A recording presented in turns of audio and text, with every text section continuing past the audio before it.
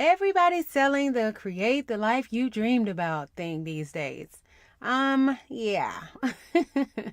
We're gonna talk about it. I'm gonna give you the secret and possibly save you some coins. You're listening to episode 6 of The Gold Mine Podcast.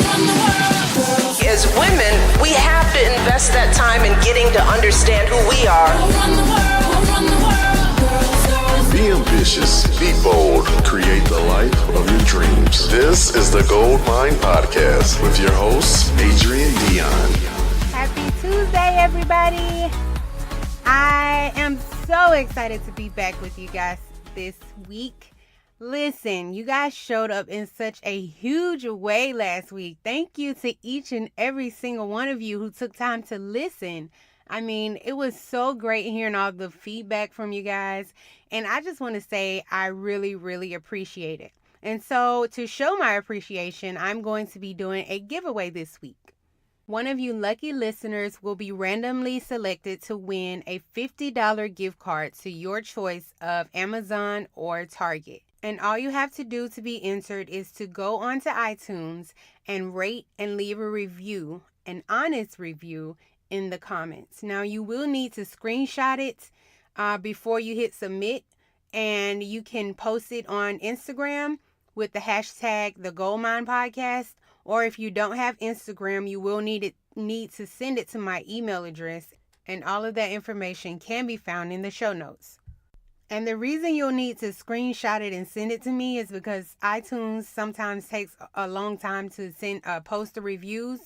And so I don't want you to miss out because they were slow and I didn't have your name to be submitted into the generator. So I'll be using all of the names that are sent to me under that hashtag or email, and I'll put those in the generator to be selected.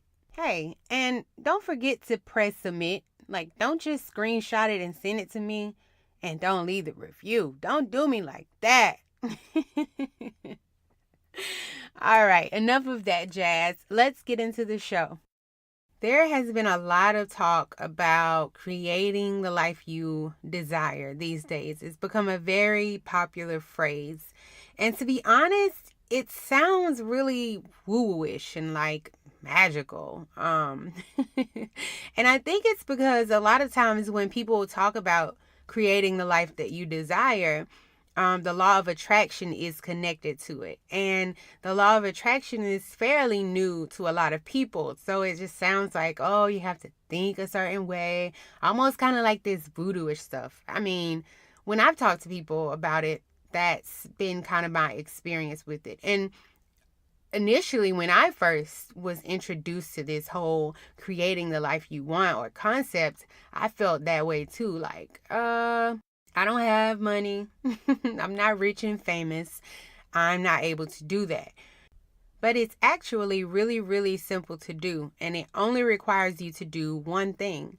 And so if you are like me and feel like it's impossible to create this life that you really, really dream about, I want you to realize that you really only have two options. You're either creating the life that you want, or you're simply reacting to life.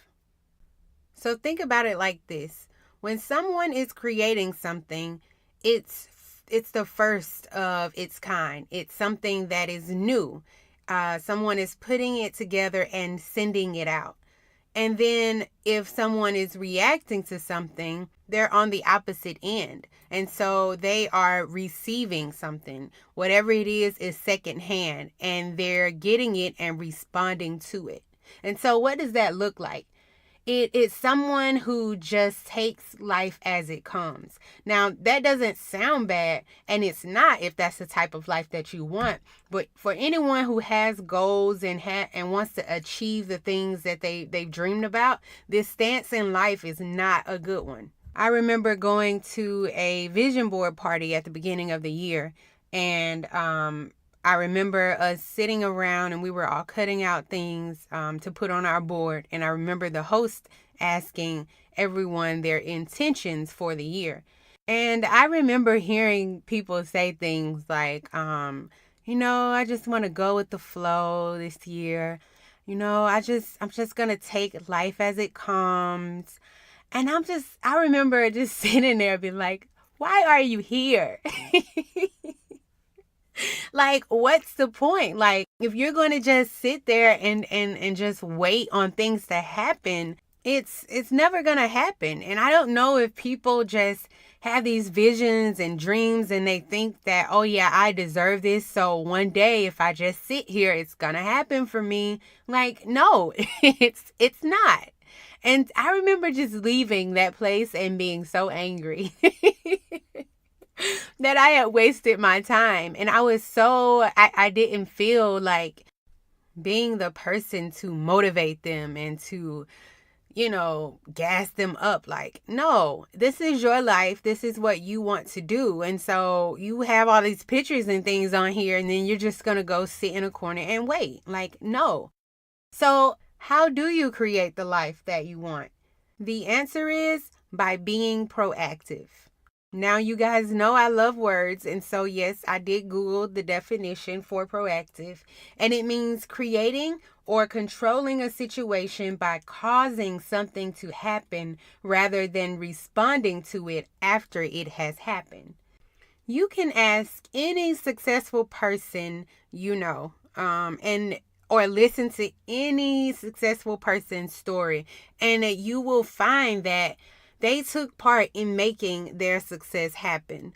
Oprah just wasn't sitting on the couch and one day somebody came through the door and was like, hey girl, we think that you should have a show on TV and blow up. No, it didn't happen like that. President Obama didn't just finesse his way into the White House, although he probably could have. I love him. Anyway, he took action. He was about his business. King James doesn't just chill out and jet set during the summer after basketball season is over. Like, he puts in the work. That's why he is the greatest of all times. And don't debate me on this. Anyway, and I think that's why it's such a thin line with so-called cocky people when it comes to success, because a lot of people would like to, diminish their work and say, oh yeah, but if it hadn't been for Jesus, if it hadn't been for God, listen, God helps those who help themselves. Did God pick up the people out of Egypt and fly them across the Red Sea? Or did they have to make the decision to get up and walk their behinds to the tip of the ocean or the Red Sea or whatever it was? Like, he helps those who help themselves. And so if you know that, you cannot sit and wait for things to happen, or you will continue to live a life distracted and reacting. I told you guys that I am a registered respiratory therapist, and in order to keep our license, we are required to have CEUs, which are just continuing education units. And those are just units you receive with the different classes that you go to throughout the year, just ensuring that you're up to date on all the latest research and all the latest education in your field. And so the way it works, depending on the state you're in, you have to have so many at the end of that time frame. So like for Alabama, we had to have 24 in all in every 2 years. And so when you reapply for your license, you just have to answer the question saying, yes, I have all of my CEUs. Now, they don't always check. Sometimes you're randomly selected to be audited. And if you are, then you have to send in all your paperwork showing proof that you do indeed have all your CEUs. Now, I used to be the queen of procrastination, and I knew that every year I would have to have all my CEUs, and I would have to reapply in October. And every single time it came up for me to reapply in October, around September, I would be going crazy trying to take classes and recertify and find CEUs so that at the end of October, I would be good. This would happen every single time. And I remember one year I didn't end up getting all of my CEUs.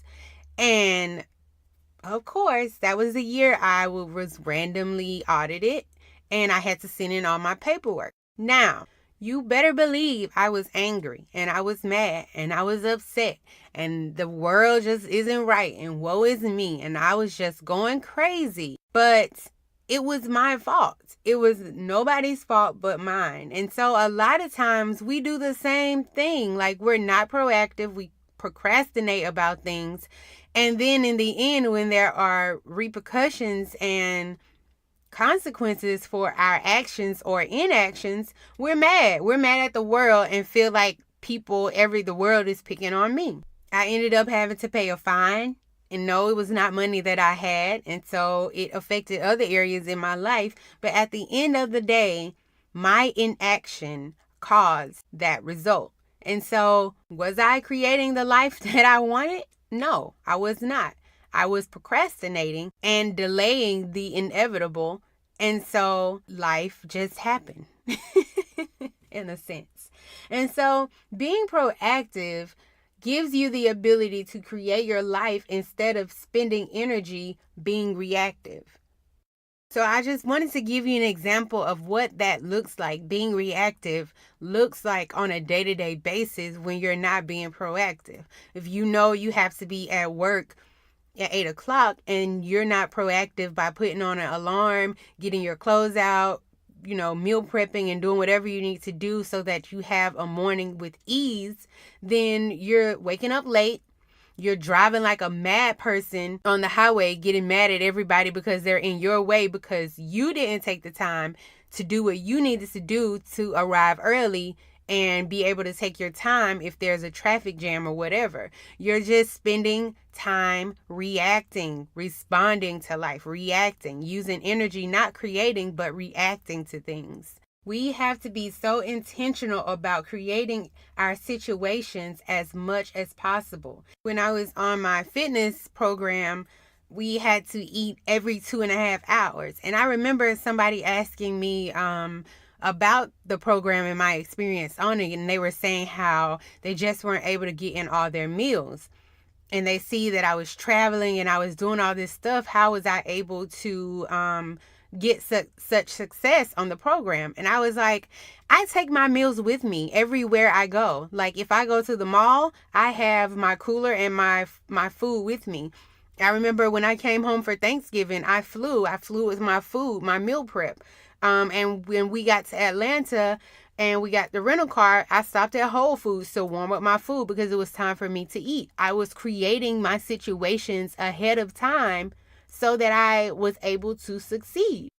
And so in order to plan your life ahead of time, you have to invest time in thinking about your future.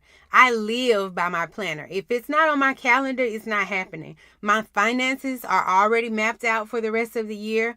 Every single cent is already accounted for. I love my job because I'm able to schedule myself in advance. And so I'm always thinking about the future and creating the type of life that I want in the future ahead of time. And I can already hear people saying, well, I don't want to think about the future. I want to live in the present. Do you know how good it feels to arrive in your present moment, already have taken care of it? You can really enjoy the present.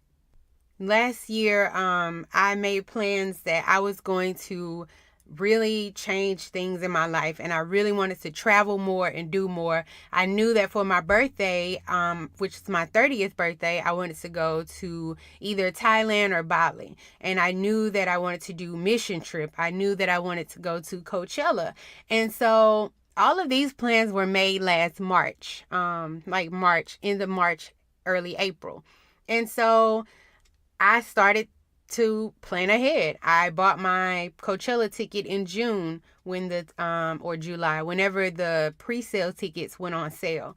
I researched both Thailand and Bali and came to a decision of where I wanted to go. And I bought my plane ticket. I did all of that stuff last year. Fast forward to this year, I decided that California is going to be where I want to stay. And so I started looking into buying a home. And so now a lot of things have changed. In trying to achieve that goal, I'm having to scale back a lot on my finances and the things that I'm spending my money on. But because I had already planned ahead and because I had already taken care of things last year, I didn't have to give up my trip to Thailand. I didn't have to give up Coachella because those things were already taken care of. And so when the time came for those things to happen, I didn't have to feel guilty about going. I didn't have to feel guilty about having fun and really not being able to do anything because now life has brought on this new goal that I have, but I can still enjoy the present because I took care of it ahead of time. And so when we think about creating the life that we desire, it requires you to think of the future. And believe it or not, a lot of people don't like to do this. They don't like to dream or plan for the future because it brings them pain. I've gotten on so many calls with some of my clients and we start to assess their situations and their goals. And I ask them about something in the future for the plans that they have. And they say things like, oh, I'm just so far from there. I haven't even thought that far yet. Like, no, I haven't even done any of that stuff. You know why? Because it brings them pain to think about those things. They have created these dreams and these goals out of lack. See, we've been taught that whenever we want something in life, it's because of something that we're lacking, something that we don't have. So then if we don't feel happy, then we strive to go get something that will make us happy. And that is a huge problem. That will never solve itself. And so if you're choosing goals based on this, then you will forever be on this hamster wheel of chasing happiness. Mark Manson talked about this in his book, The Subtle Art of Not Giving a Flip. It wasn't flip. It was the F word, but I picked the option of this podcast not being explicit, so I won't say it. But I do cuss sometimes. Anyway, he talked about this in his book. And he was saying how you see so many successful people suffer from depression because they've made these goals from a place of lack. They achieve them and then they're like, okay, now what? And so they make another goal and they achieve that. And then it's like, all right, now what?